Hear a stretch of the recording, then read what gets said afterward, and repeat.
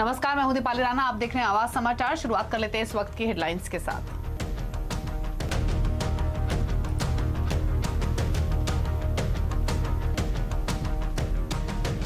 और अब से कुछ ही देर में प्रधानमंत्री का देश के नाम संबोधन शुरू होने वाला है। और प्रधानमंत्री का संबोधन एक ऐसे समय में हो रहा है जब चीन के साथ सीमा विवाद अब आर्थिक सीमा तक पहुंच गया है। तो दूसरी ओर कोरोना मरीजों की संख्या लगातार बढ़ती जा रही है। तो अब देखना यह होगा कि पीएम की ओर से क्या संबोधन होता है। लेकिन हमारे साथ लक्ष्मण रॉय, हमारे इकोनॉमिक पॉलिसी एडिटर बने हुए हैं, उनको इस चर्चा में शामिल कर देते हैं। लक्ष्मण, क्या संभावना बन रही है, क्योंकि मुद्दे बहुत सारे हैं जो कि स्पॉटलाइट में है, जिन पर पीएम का ध्यान है, लेकिन क्या बोल सकते हैं प्रधानमंत्री? देखिए, सबसे पहले तो ये बता दूं कि प्रधानमंत्री मोदी क्या बोलने वाले हैं ये बहुत ही गुप्त रखा जाता है और सटीक तौर पर यह कहना कि यही बोलने जा रहे हैं थोड़ा सा मुश्किल होता है। लेकिन जिन हालात में प्रधानमंत्री का संबोधन हो रहा है उससे यह संभावना जताई जा रही है कि दो मोर्चे पर प्रधानमंत्री के संबोधन में फोकस हो सकता है।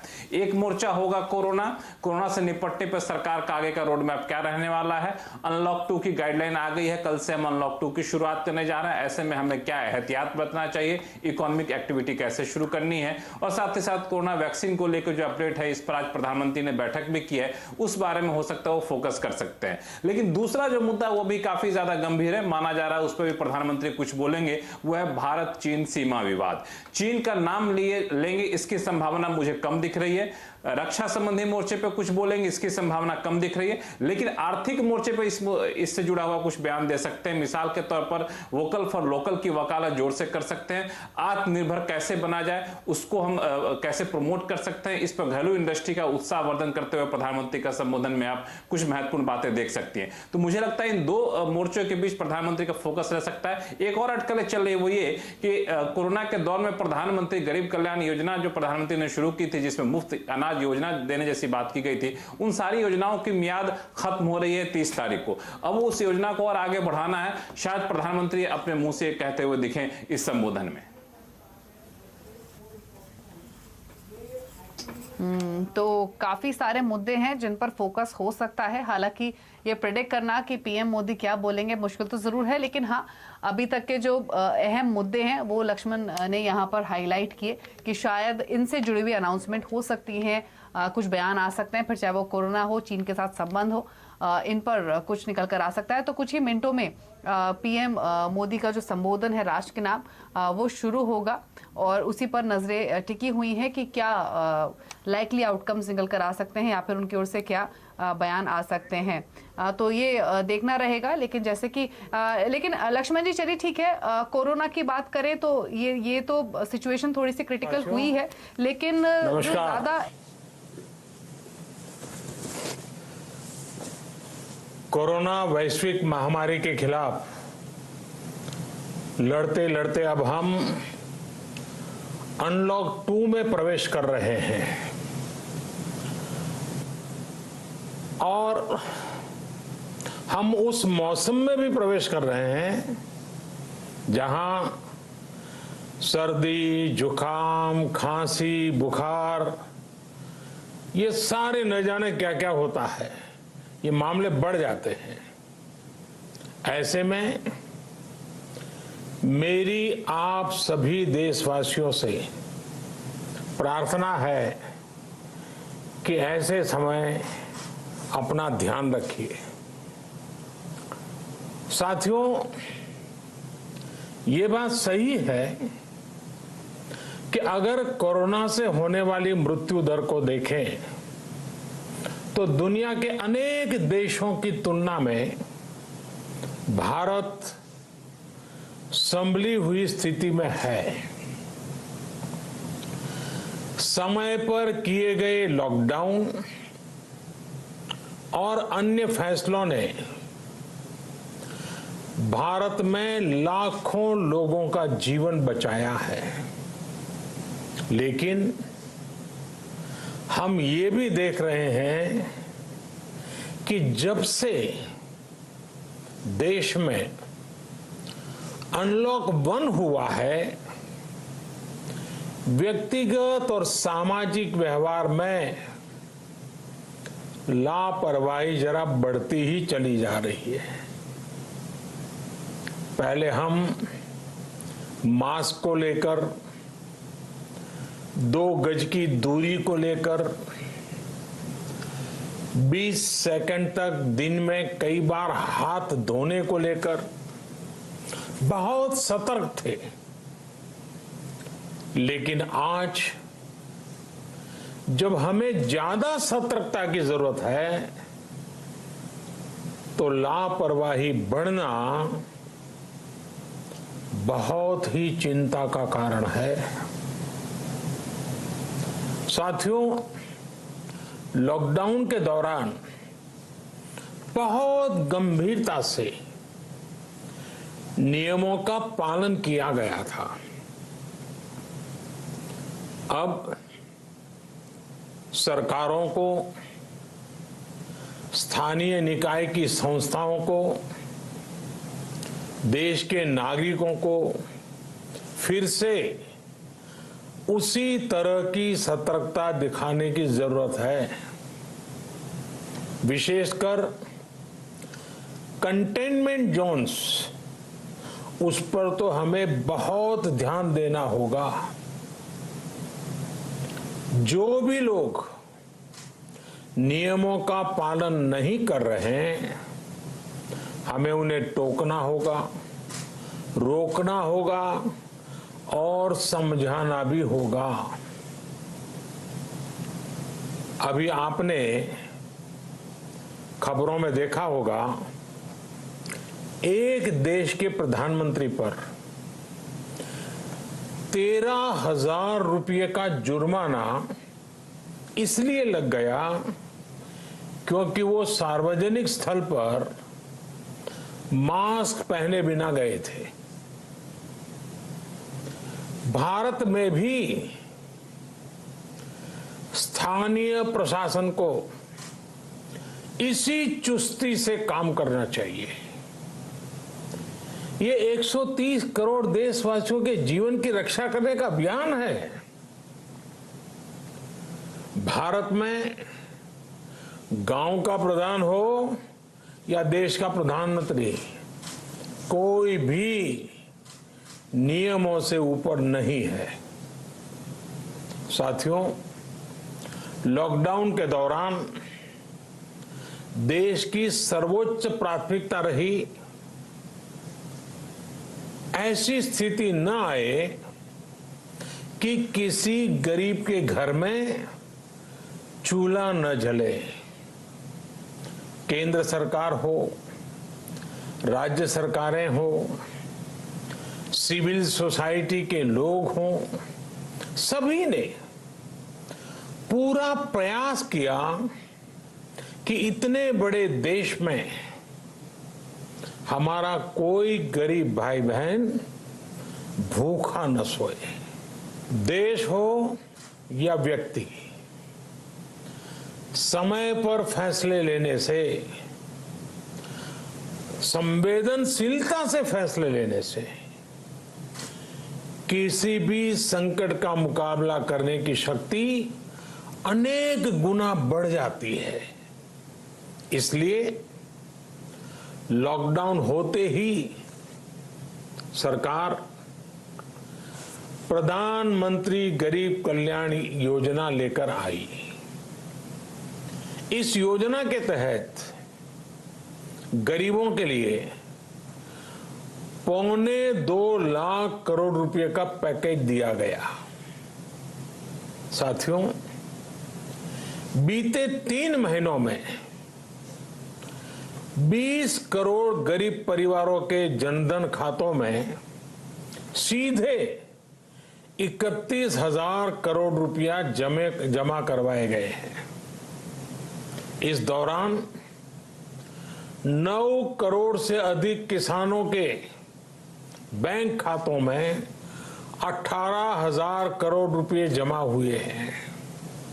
इसके साथ ही गांवों में श्रमिकों को रोजगार देने के लिए प्रधानमंत्री गरीब कल्याण रोजगार अभियान तेज गति से आरंभ कर दिया गया है।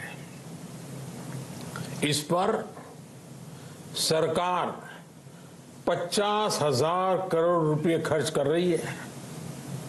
लेकिन साथियों, एक और बड़ी बात है जिसने दुनिया को भी हैरान किया है, आश्चर्य में डुबो दिया है।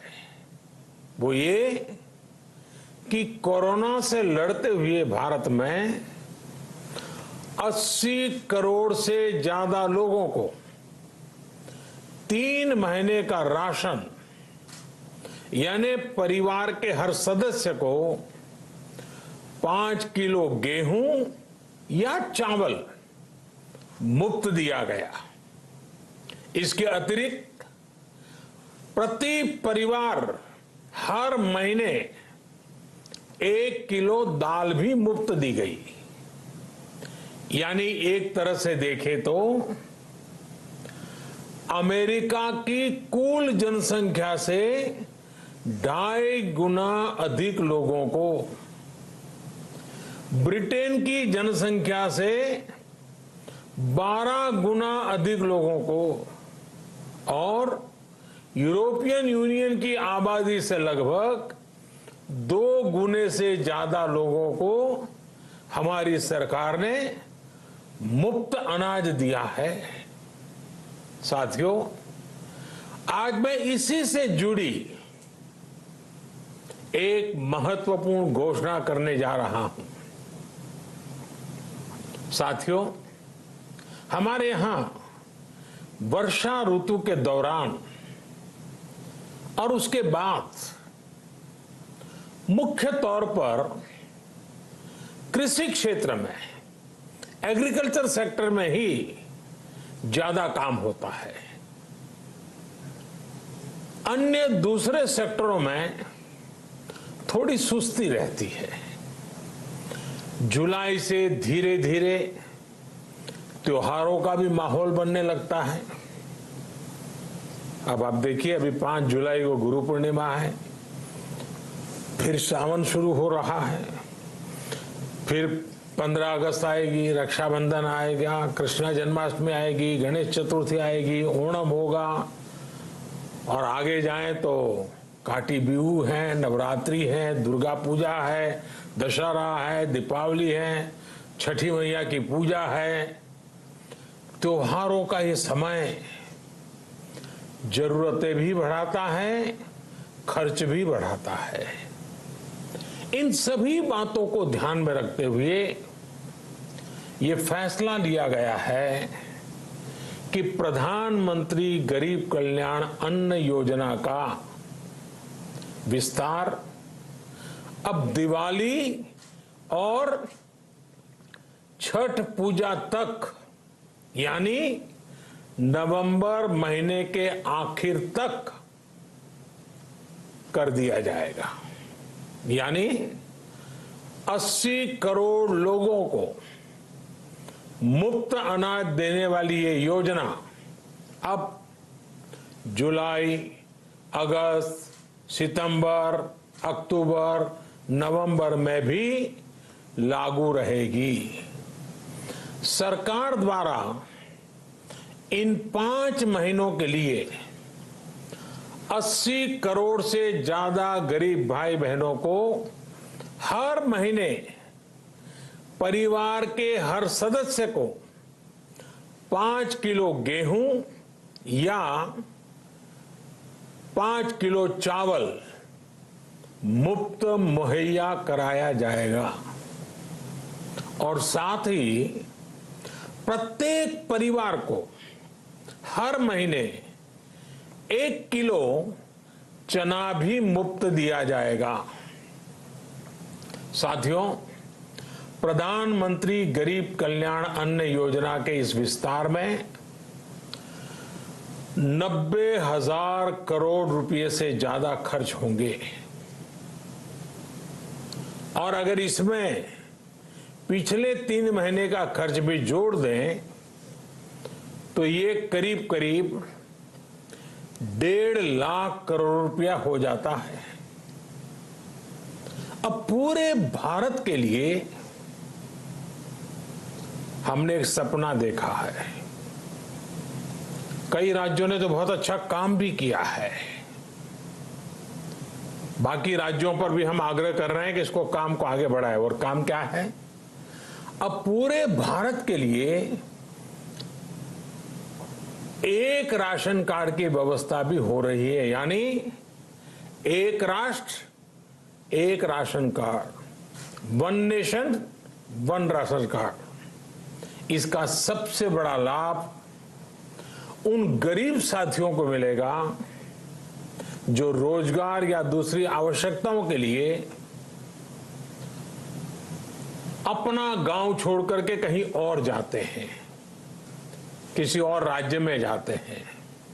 साथियों, आज गरीब को, जरूरतमंद को सरकार अगर मुफ्त अनाज दे पा रही है तो इसका श्रेय प्रमुख रूप से दो वर्गों को जाता है।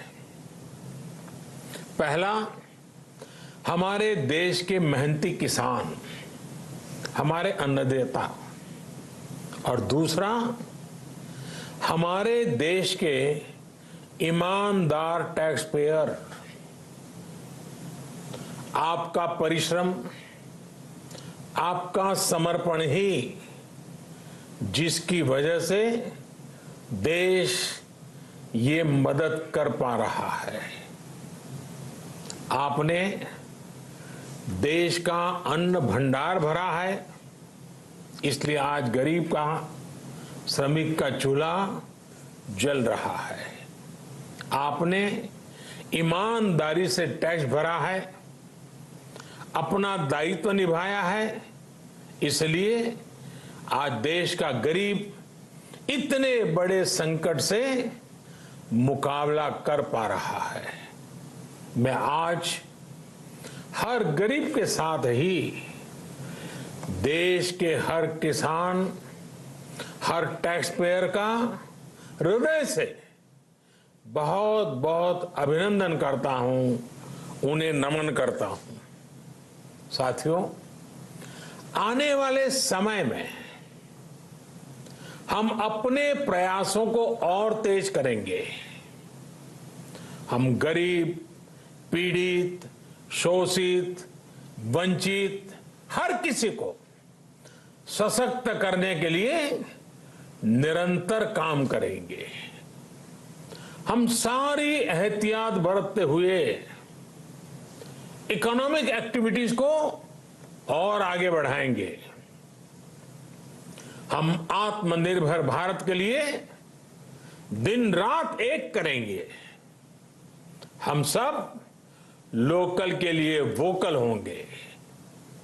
इसी संकल्प के साथ हम 130 करोड़ देशवासियों को मिलजुल करके संकल्प के साथ काम भी करना है, आगे भी बढ़ना है। फिर से एक बार मैं आप सबसे प्रार्थना करता हूं, आपके लिए भी प्रार्थना करता हूं, आपसे आग्रह भी करता हूं, आप सभी स्वस्थ रहिए, 2 गज की दूरी का पालन करते रहिए, गमछा, फेस कवर, मास्क ये हमेशा उपयोग कीजिए। कोई लापरवाही मत बरतिए। इसी आग्रह, इसी कामना के साथ मैं आप सभी को बहुत बहुत शुभकामनाएं देता हूं। धन्यवाद।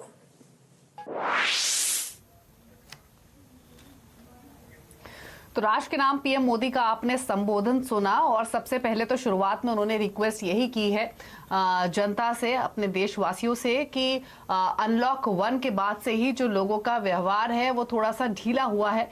सतर्क रहने की अभी भी बहुत जरूरत है। जो तमाम गाइडलाइंस हैं कोरोना के मद्देनजर उनको अभी भी फॉलो करना है, ये रिक्वेस्ट उन्होंने की। लेकिन दूसरा जो सबसे बड़ा फोकस उनका रहा इस स्पीच में वो था गरीब वर्ग पर, और सबसे इंपॉर्टेंट अनाउंसमेंट जो उन्होंने की वो यही कि जो पीएम गरीब कल्याण कल्याण योजना है उसको एक्सटेंड कर दिया है नवंबर एंड तक, और 5 महीने का जो ये एक्सटेंशन हुआ है उससे जो सरकार पर जो बोझ पड़ेगा वो लगभग 90,000 करोड़ के आसपास का होगा। तो ये कुछ मुख्य बातें उन्होंने कही हैं।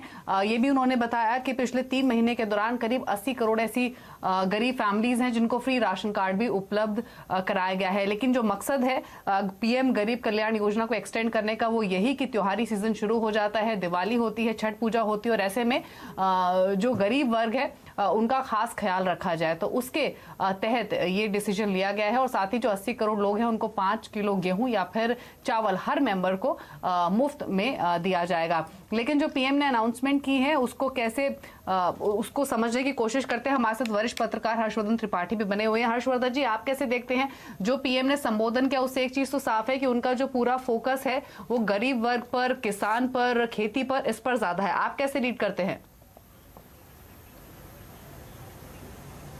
नहीं दीपाली, मुझे लगता है कि प्रधानमंत्री के आज के इस जो उन्होंने राष्ट्र के नाम संबोधन किया इसको 2 तरह से देखना चाहिए। एक तो ये ठीक है कि जो गरीब लोग हैं, जो सबसे कमज़ोर लोग हैं, उनको राशन की कम से कम उनके लिए व्यवस्था हो जाए, और उसके साथ लगे हाथ जो रोजगार का बड़ा कार्यक्रम 50,000 करोड़ के फंड से चलाया जा रहा है उस पे कैसे 6 जिलों में, 6 राज्यों में 116 जिलों में वो कैसे, यानी जब जो सबसे कमजोर है उसकी जो न्यूनतम जरूरतें हैं वो पूरी हों। लेकिन एक इसमें बहुत बड़ा छिपा हुआ संदेश है, और वो संदेश हमें ये भी बताता है कि नवंबर महीने तक देश को बहुत ज्यादा, एक कहें कि इस वायरस से बहुत मुक्ति नहीं मिलने वाली है, यानी लड़ाई लंबी चलने वाली है। तो उन्होंने जो शुरुआती एहतियात की बात की, वो डराने की बात की, सावधानी की बात की। एक प्रधानमंत्री के ऊपर भी 13,000 का एक जुर्माना लग सकता है, ये बताते हुए उन्होंने कहा कि हमारे देश में भी स्थानीय जो अधिकारी हैं, जो लोग सक्षम जिनको कहते हैं कि जो जिसको एक्शन लेना होता है, उनको इस तरह से काम करना चाहिए। लेकिन असली बात यह है कि देश के उद्योगपतियों को, किसानों को, या वो हर व्यक्ति जो अपनी एक्टिविटी शुरू कर रहे हैं, उनको नवंबर तक कैसे इन संकटों के बीच में काम करना है। और उसमें जो वोकल फॉर लोकल है वो शायद वो ज्यादा काम करेगा, क्योंकि आपके पास बहुत गुंजाइश नहीं होने वाली है। बहुत ज्यादा आप दूरी से कारोबार करेंगे, आपका सामान बहुत दूर से आ रहा होगा, आपको बहुत दूर भेजना होगा, वो शायद अभी नहीं होने जा रहा है। तो मुझे लगता है कि इसको भी उन्होंने बहुत स्पष्ट किया, और जो उन्होंने 90,000 करोड़ और 60,000 करोड़ बताया, उसके पीछे मूल वजह ये कि जो पेट्रोल डीजल की कीमतों को लेकर बहुत ज्यादा बात हो रही थी, तो उन्होंने इसीलिए कहा कि किसान और जो ईमानदार टैक्स पेयर है उसमें पूरा मिडिल क्लास आ जाता है। आप टैक्स पेयर बोल दीजिए ईमानदार, या फिर मिडिल क्लास बोल दीजिए। तो प्रधानमंत्री ने उस एक बात को भी बड़ी सफाई से लोगों के सामने रखने की कोशिश की है। जी, नीरज वाजपेयी भी हमारे साथ बने हुए हैं। नीरज जी, 3-4 मुख्य बातें पीएम के इस संबोधन से निकल कर आई हैं। पहला तो ये कि कोरोना के खिलाफ अभी भी जो व्यवहार है वो ढीला नहीं होना चाहिए, बहुत ही सतर्क रहना चाहिए, फाइन भी लग सकता है। दूसरा ये कि जो गरीब वर्ग है उनको अगले कुछ महीनों में दिक्कतें उनकी ना बढ़े, उसके लिए कदम उठाए गए। और तीसरा, लोकल फॉर वोकल पर खास उन्होंने फोकस किया। आप क्या कहेंगे? देखिए दीपाली, निचोड़ उसका ये है, जो हर्ष कह रहे थे मैं उसको आगे बढ़ाता हूँ, कि पूरी दुनिया की जो तस्वीर है इस समय कोरोना की देखते हुए, रोज 40-50 हजार केसेस बढ़ रहे हैं, और भारत भी 15-20 हजार का कंट्रीब्यूशन कर रहा है। तो नवंबर तक आप मान के चलिए कि लॉकडाउन जैसी स्थिति रहेगी। अब उसको अनलॉक 1, 2, 3, 4, 6 आप जो भी कह लीजिए, लेकिन मोटे तौर पर आप लॉकडाउन में रहेंगे। ऐसी परिस्थिति में जो बहुत गरीब लोग हैं, जो कामकाज नहीं लौट पाए, या माइग्रेंट लेबर जो वापस चले गए हैं, उनके खाने पीने की व्यवस्था करी जा रही है। इसीलिए उन्होंने कहा है कि 80 करोड़ लोगों को मुफ्त भोजन की व्यवस्था की जा रही है, इसलिए दिया जा रहा है। और एक राशन एक देश की व्यवस्था भी इसलिए की गई है, क्योंकि जो परिस्थिति है, जो उनकी बातों से झलक रहा है कि फिलहाल ऐसी स्थिति बनती नहीं दिख रही है कि जीवन बिल्कुल सामान्य हो पाएगा जैसा कि हम लोग कल्पना कर रहे हैं। तो किसी न किसी रूप में लॉकडाउन की स्थिति रहेगी, एक परिस्थिति है। दूसरी ये है कि जो बहुत सारे प्रयास सरकारें कर रही हैं कि ओपनिंग करिए, उसमें बाधा आ रही है। बाधा ये आ रही है कि आप मुंबई का उदाहरण लीजिए, दिल्ली का उदाहरण लीजिए, जैसे ही आप रीओपनिंग की तरफ तेजी से बढ़ते हैं, नंबर ऑफ केसेस उससे तेजी से बढ़ते हैं, क्योंकि आप टेस्टिंग भी करते हैं, और अब तो एसिम्प्टोमेटिक केसेस बहुत ज्यादा मिलने लगे हैं। तो हो सकता है कि आपके अंदर भी डर हो कि आप खुद ही काम पे न जाएं, वॉलेंटरली आप घर से काम करना चाहें, तो एक तरीके से पार्शियल लॉकडाउन या क्वासी लॉकडाउन रहेगा, इसलिए गरीबों की चिंता करते हुए ये व्यवस्था की गई है। और दूसरा वो जो सावधानी की बात है कि भाई लॉकडाउन की परिस्थिति या आज की परिस्थिति में अगर आप जितना अपने आप को बचा लेंगे उतना बेहतर है, तो मास्क लगाइए वरना जुर्माना लगेगा। और अपरोक्ष रूप से राज्य सरकारों को, पुलिस को, सिस्टम की कहा जा रहा है कि आप सोशल डिस्टेंसिंग को कड़ाई से पालन कराइए, उसमें ये भेदभाव मत करिए कि कोई अधिकारी है या कोई कर्मचारी है। ये है मुख्य बात। जी हर्षवर्धन जी, जो कि नीरज जी ने भी जिस मुद्दे से शुरुआत की, कोरोना, जो पीएम मोदी ने बोला है, क्या उससे एक इंडिकेशन ये लगाया जा सकता है कि जो स्थिति है कोरोना की वो अगले 5-6 महीने, क्योंकि नवंबर तक की उन्होंने बात कही है, तो वो भी अगले 5-6 महीने स्थिति थोड़ी सी और चिंताजनक हो सकती है, लॉकडाउन पार्शियल रहेगा ही, इस तरह की स्थिति बनी रहेगी, उसे आप कैसे देखते हैं? नहीं, मुझे लगता है कि इसको ये जो वायरस है इससे स्थिति चिंताजनक होगी, इससे ज़्यादा महत्वपूर्ण ये है कि स्थितियां जो हैं वो लगभग बरकरार रहेंगी।